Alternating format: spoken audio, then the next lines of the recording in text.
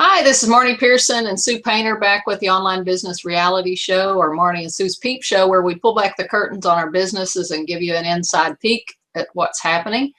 And got lots to talk about today. Been busy. Sue, did you want to say hi? Hello, everybody. Good to see you. Yeah. So of the things that we discussed, Sue, do you have something you want to talk about first? Go ahead, dive in, and then I'll riff off of that. Okay. All righty.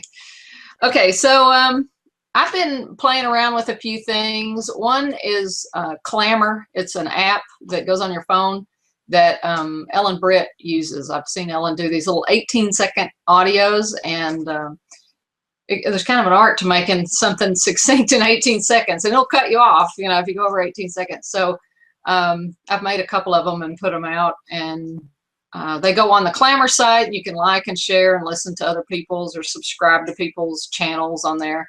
And then you can also instantly share from there to Facebook or Twitter if you hook your phone up to those two. So I've been playing around with it. So we'll see. Yesterday, Clammr, the actual Clammr people liked and shared my story sandwich little dealy, so I felt all important there for yesterday. Can you do it on an iPad too, or do you have to do it on your tiny little phone? I don't know. You probably can do it on an iPad, I would think. Yeah, I would think. That's the thing I get into. I have all these things that are cool apps, but I really want them on my MacBook because I would rather work on something that has a full keyboard than try to make something on my tiny little iPhone. So I don't know, it's just easier and faster for me. I don't want to work all day on a tiny little phone. It's, you know, I'd rather have the full keyboard and everything. And I've seen that with a couple of different apps that, you know, you can't get them on your MacBook. You can only get them on your iPhone, or maybe you can get them on your iPad, maybe. So I'll have to try it, because that, you know, what it sounds like is that Clammr is like the Twitter for your ear. It's for your eye, right? Right. Which is kind of fun, but I just don't want to be working on my phone. It's hard enough to work on a computer all day. I don't want to work on my phone all day. That'd be awful. I do a lot with my phone. I do more, probably do more work on my phone than I do the other. I like it because then I can do, I got kids, you know, I got to get them where they got to go and whatever. And so I use little snippets of time to do my work. So I do quite a bit with the phone. If I do that, I'm going to have to give up my 6 and go to a 6 Plus. Oh, yeah. or find something bigger, you know, with a bigger screen. And I got the 6 originally because I still wanted it to fit in my, like in my pocket if I were walking or something, and the 6 Plus was just too big. So I went with the 6, but I hope I don't live to regret it. I'm not about to replace it. I haven't had it all that long. So. Yeah, I just barely got a 6 too, and I didn't go for the 6 Plus because I wanted to be able to put it in my pocket. It just seemed too big. It's like I can't. Right. So you're doing it all on your 6, your Clammr stuff? Yeah. Mm-hmm. Yeah. I mean, I think it's a fun idea, and I wonder though, have you noticed how much juice you get? Like if you put it up to Facebook and it's just 18 seconds, I wonder if you get as much look from or organic feed from Facebook as you do for a longer video. I don't know about with Facebook what they do, but as far as people go, I have looked at stats of videos, like I'll boost videos, and the ones that are shorter are watched more. Oh, for sure. 2 minutes or less. I agree with you. Yeah, even like a minute. And in a Facebook ad, you know, they say to make it less than 30 seconds. Mm-hmm. Yeah. So, yeah. I need to try 30-second ones because I've been trying like 1.5 minute, and there's people getting maybe a quarter of the people watch it all the way through. Yeah. So. There's a whole lot of new technology now. And in fact, I had a long conversation with Paul Evans this morning about that because, you know, there's all the time new tools coming out like Clammr, for instance, but there's also new merchant account stuff, like you and I were talking earlier this morning about this Stripe thing. And also, you know, the big thing in online marketing has been lead pages, and now people are thinking about ClickFunnels, and is that better or worse than lead pages? So I was talking to Paul about that and about how fast technology changes and what really works behind the scenes and what really doesn't, and what's kind of a fad thing that'll die out, and what's going to be a solid that you can stick with. Because you just can't go and invest in every single one of those software programs for your business, or you'll end up with a bunch of things that do the same thing. And you'll also end up with, you know, some over the years will be supported and others won't be as supported. So, you know, like I've been real slow. I know so many people have hopped in onto Infusionsoft. I still use One Shopping Cart, and Paul still uses One Shopping Cart. And a lot of the people I know who are really, really long-time internet marketers, they just don't want to jump onto Infusionsoft because of the cost and because you got to hire somebody to do the technicality of it. So lately I'm starting to see the Infusionsoft wave start to peak a little bit. People are starting to find other things because it's just so complex. So I don't know, it'll be interesting to see, but things just constantly change in our world, and you have to spend some portion of your time reading about and understanding what's out there, and should you make a move or should you not make a move. Yep. Yeah. You don't use Infusionsoft, do you, Marnie? No. No. I will not. Exactly. That's what I say. No, I know. I'm not watching. I mean, kudos to those who have invested in it, but I don't know anybody who also hasn't had to hire a staff person to help them with it, frankly. Yeah. You do need them. Yeah. Hey, we're back. Sorry, I hit the wrong button. So, tip for Google Hangouts, if you're using it, don't ever click the people's faces. If you're the one controlling it, down there on the bottom right, it shows the faces of the people as they're talking back and forth. If you click one, then it won't naturally swap anymore, and you have to manually make people big or small. And I hit the wrong button while I was doing that and stopped the whole broadcast. So anyway, so we were talking about the tech stuff. Yeah, we were talking about the tech stuff, but what else is on it? That's really all to say about it. But it's just interesting to me how, you know, everybody goes kind of like lemmings to the sea, to the new thing, and then after a while, that's no longer the new thing, and they go over here.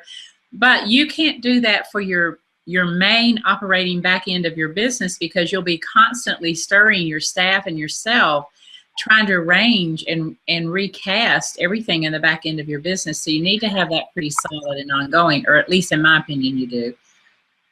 I agree. You can't be redoing your foundation every other day. No. One thing you were talking about last time was about stories and how you wish people wouldn't spend 30 minutes of their webinar talking about a story. I had something come up where I was just in a conversation with somebody recently, and they were telling me story after story after story after story. And I felt completely overwhelmed, and I started to just like glaze over, and I couldn't keep up with it. And so later on that night, I actually woke up at like 4 in the morning and had this epiphany about why I could not process so many stories. And I realized that I was feeling like Lucy on the conveyor belt. You know that episode? Yeah, the candy where she's just eating the chocolate and eating the chocolate. Yeah. Because when I hear a story, I want, okay, what's the meaning? What are my takeaways? Why am I listening to this story? If I'm going to store it in my mind, I've got to cross-reference it to subjects, topics, principles, meaning. I don't know. I'm just the way my brain works. And so when this person was giving me story after story after story, I just couldn't do it fast enough. There was nowhere to pin it into your mind. Right. Yeah. So I thought of this. It's something I use with people with book writing, but I realized it should be used probably anywhere you're going to use stories, and I call it a story sandwich. So, for example, you start with a principle or something that's going to make them know why what's in it for them to listen to you share the story. So, like an example I posted in my product creation Facebook thing this week was, you know, sometimes when your class is not filling, it may not be about you. It may be for some other reason, and let me tell you why. Okay. Then I told a story of how my product creation class for this last week, which is an intensive class, I spent a lot of time on it, was not filling. I couldn't get anybody in it. I had people interested, but it was never the right time for anybody. And so I ended up changing it to be self-paced with some one-on-one with me and the live one-on-one masterminding calls. So it's a combination of them being able to start anytime they want, work at their own pace, but still get the individual support. Ended up selling 4 of them right off the bat in the week doing that. And, but what I didn't know is that I would have to spend several hours Wednesday and Friday. My son, we found some kind of anomaly with his heart, just a routine physical. And I was in imaging centers, and I couldn't have taught that class, you know? Right. And so the takeaway, the 2 takeaways I got is sometimes when something's not filling or something's not selling, it could either be that you need to tweak your product or offering in some way to cater it better to your audience or market it a different way. I also changed up my sales page some when it wasn't filling. And then it could be that there's something unforeseen that you're being prepared for. There's something that you just don't see that will work out for the best in the end. Right. So right there is a story sandwich. You start with the principle. Right. Give the story, then you give some takeaway principles. Right. Then somebody has something where to put that story. Right. But if you're just rambling. Right, and that's called anchoring. You know, whenever you teach a principle, you do have to find a way to anchor it in people's minds. And good speakers will anchor the points that they make too. Mm-hmm. So I agree with you. Otherwise, it's just content that is not grounded or anchored into anything that is meaningful to that person. You have to, everybody loves to hear stories, and stories are a great way to write and to teach and to speak, but you have to make them meaningful to the receiver. You can't just be all up in your own head telling story after story and not translating it and giving the other person a way to hook into it and make it meaningful. So yeah, I agree with you. I like that idea of story sandwiches. Yeah. Yeah. So I hope his son is okay. Or is all his testing done? We're going to a cardiologist on Wednesday. I have a feeling it's mitral valve prolapse, which runs rampant in my family. And if it's got to have something wrong, that's the most benign thing that I can probably think of with the heart. Right. I'll say a prayer for him then. Yeah. Yeah, thanks. I think you'll be all right. Okay. The other subject that I don't know, should I give an update on my men and money thing? Of course. We all want to hear about Marnie's men and money, right? I mean, I have one man and one money. So I actually have one man and many sources of. You got it mastered. See, I'm still trying to figure it out. You got a good man and you got the money coming in. Evidently, I had money men issues. So I did this affirmation thing where I created a list of all the false, not healthy beliefs I had about men and money. And then I turned them around and made them into positive affirmations. And I recorded them of me saying them. And I put Baroque music to the background of it like people do with their life vision type stuff. Yeah. And I've been listening to it a few times a day. And so I'm starting to see that like the man that I'm dating right now, I'm on to a new one. So serial dating, fits a lot more of what I mean, is the way he treats me is very respectful and values me and very honoring. And, you know, he's a really good man, you know, higher caliber than any of the others. And he even said something to me one night that was almost exactly verbatim an affirmation, one of my affirmations about how this person would treat me. You know, I'm not saying I don't know where it's going or anything, but at least I'm broadcasting the right channel.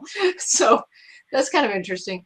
And then as I've been doing the money stuff, then, you know, my product sales and stuff are going up as well. So cool. Anyway.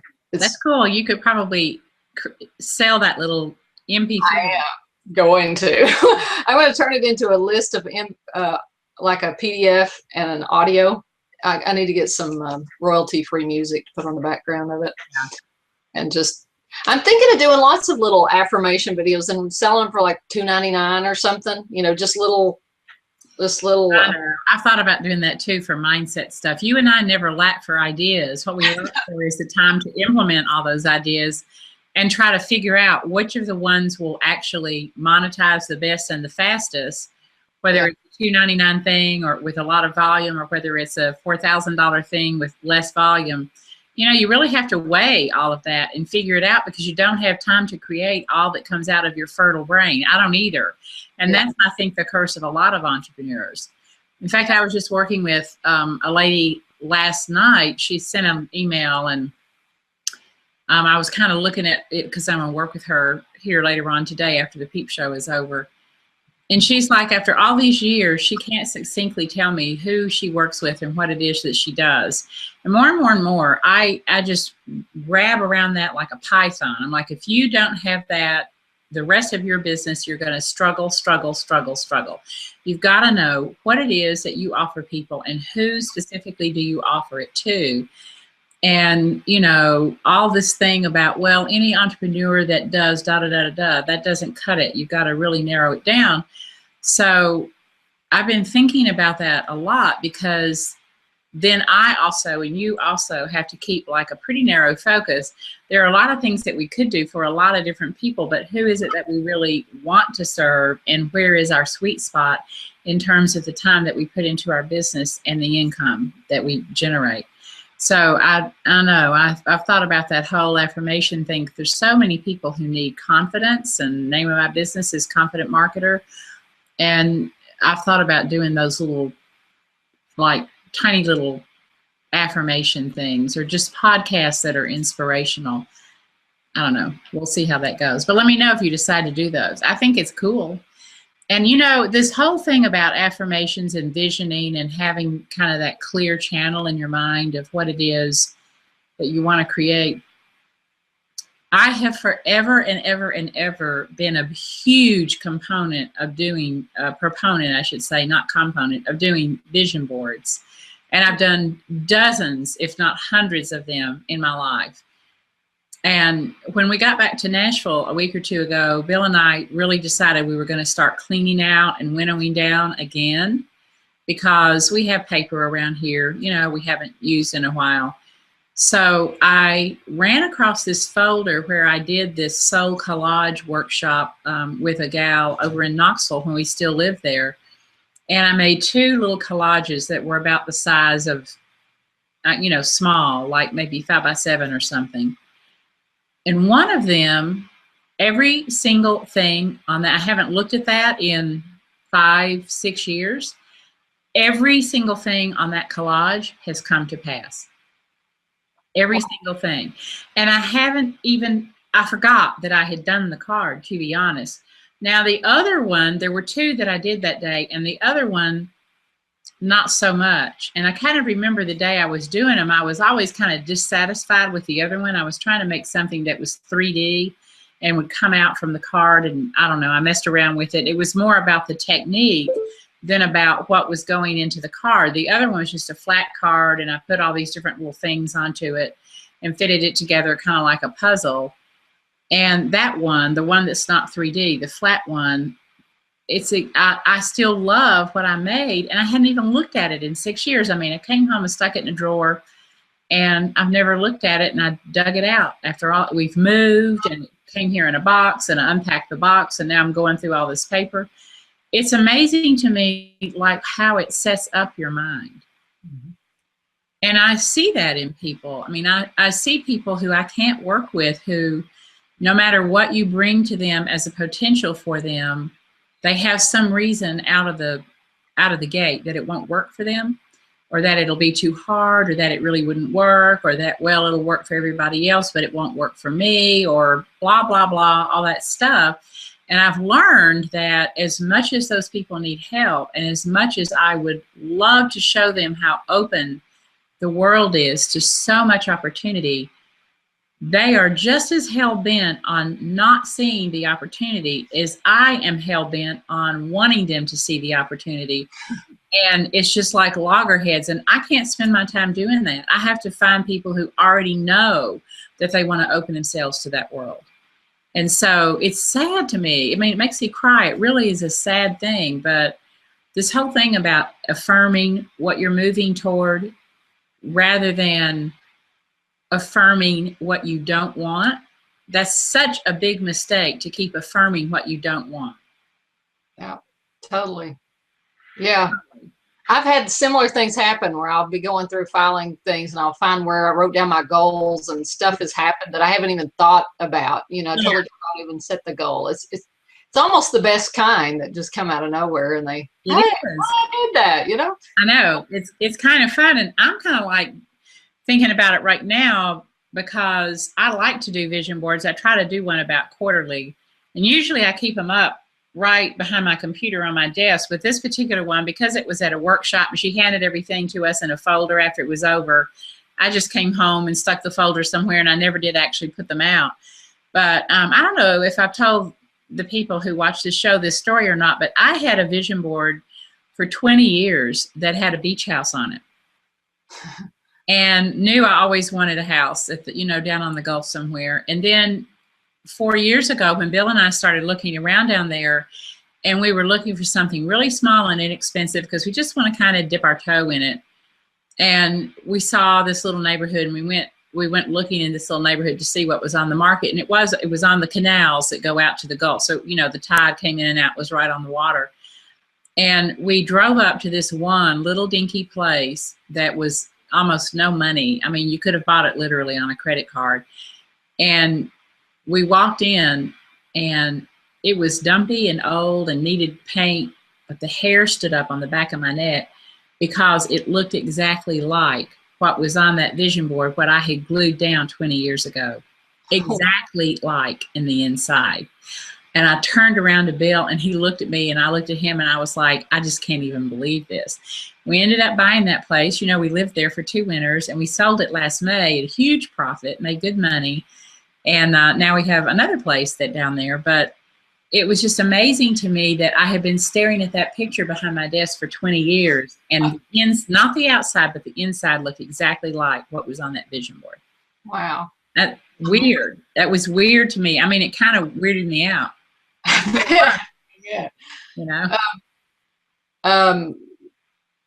Joanne Musa asked if either of us has used mind movies. I know when it very first came out, I made one and I used it a little bit, but I didn't stick with it. Have you? No, never used it. Okay. I don't even know what was on that mind movie. I may already have it, and I just don't, Yeah, it is amazing how, I think unconsciously you work toward what you really most want in your life, and you can encourage yourself toward that, or you can discourage yourself toward that, and it's important to have that encouragement, and it's important to have other people who will encourage you, which is the whole reason, you and I both coach people. I like encouraging people toward what they want to create in life, and some people just refuse the encouragement. And I've always wondered why that is, and I've always wondered if that's changeable. I don't know. Some people see obstacles while other people see opportunities, and it's just the way they're wired. I don't know. I see obstacles too. I'm very, I'll look at something in business or I'll look at something in my own life and I'll be like, well, this is what's in the way.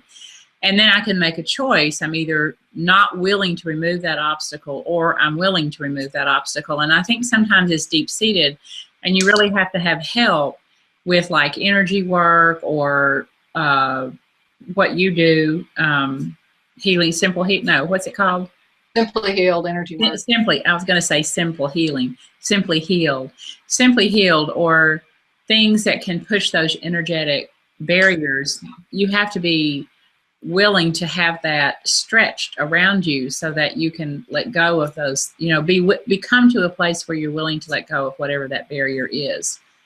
Yeah. I had to have that. Somebody has to hold that for you sometimes. When I first met Frank, the PT guy I work with in Florida, I was in a wheelchair and chances were I was never going to get out of that wheelchair. And I already had been sitting in that wheelchair suffering for close to 6 months.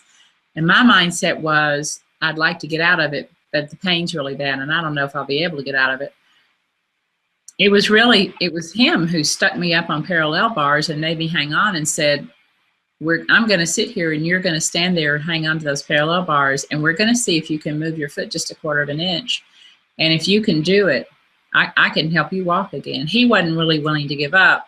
A couple of different times, I would be like about every 2 or 3 minutes, nothing's going to move. I can't do this. And after about I mean, almost 20, 25 minutes of standing there. I mean, I had sweat pouring off of me. I managed to move my foot just a tiny little bit, and he saw it, and he was like, "You've got nerve endings. We can do this." I would have given up. He had to hold that frame for me. Yeah. He had to sit there and care enough to hold that frame for me, and until I could see the frame and I could start believing that it was possible. And that's the curse of people like you and I. We see the potential for others faster than they see it for themselves, but they've either got to come along and see it, or you have to leave them in the dirt because you can't pull the train. It wears you out to pull the train. Yeah, they have to want it. You can't want it. Yeah, and at some point within them, they have to believe it's possible. And sometimes people will move, and sometimes people won't. Yeah, I mean, it's sad. Yeah, I know when I was sick, I was in bed for like 4 days with this horrible flu thing. Let me unplug this so it hushes. The fourth day, I could barely get up to take my kids. I almost passed out taking my kids to school. I come back and I was just depressed, completely depressed about it. Yeah. And I texted my friend Luana, and I was like, I can't keep doing this. I can't do it. And so she got on the phone with me, and she's like, it's because you're so sick. Everything is hopeless when you're so sick, you know? Yeah. And so she kind of, so just get better, get better. But I was in a funk after that. It took me a while to get out of that funk. And I think one of the main things that got me out of it was making that affirmation audio. Yeah. I started listening to it, and I thought, yeah, you know? And I had turned my brain to a negative channel. Yeah. And I needed it switched to a positive one. Yeah, and just also to say, Marnie, that we all go through cycles like that. I'm with you. When I'm sick, I get real, just depressed. It's gray outside. We came home, well, Wednesday will be 2 weeks ago that we've been back in Nashville, and it has been gray and raining every single day. And I hate it because I'm used to sunny Florida, and I love the sunshine, and I want to wake up in the morning and see that full sun and wake up and get busy. I'm into it. Don't like it. I don't like it. And I can feel myself starting to go, oh God, this is gray and damp and my joints hurt. And, we all go up and down in those cycles. We all have those biorhythms, our lives change. So you have to be cognizant to pull yourself out of it, but you also have to have some kind of support.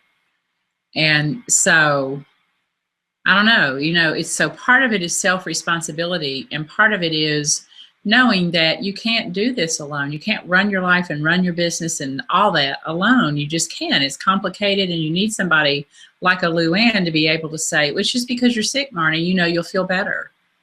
Yeah. Like I had to have Frank say, if this is really going to be a long shot, and it's going to be a lot of excruciatingly painful work, but you know what?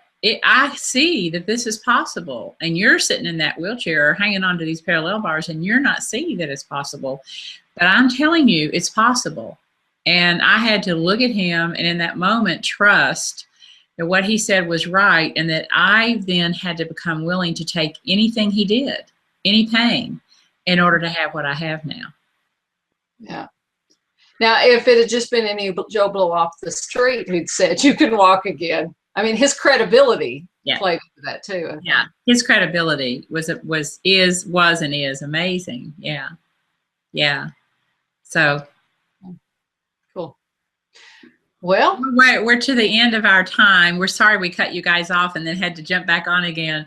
But it's very easy. I was telling Marnie when she hit the off air button, I saw it, and then she had to call me back, and I almost hit the decline instead of the answer button. There, everything is so close together, and it's so easy to hit the wrong button. So forgive us. We'll do better next time. But I think that's the only time we've taken ourselves off air when we didn't want to be off air.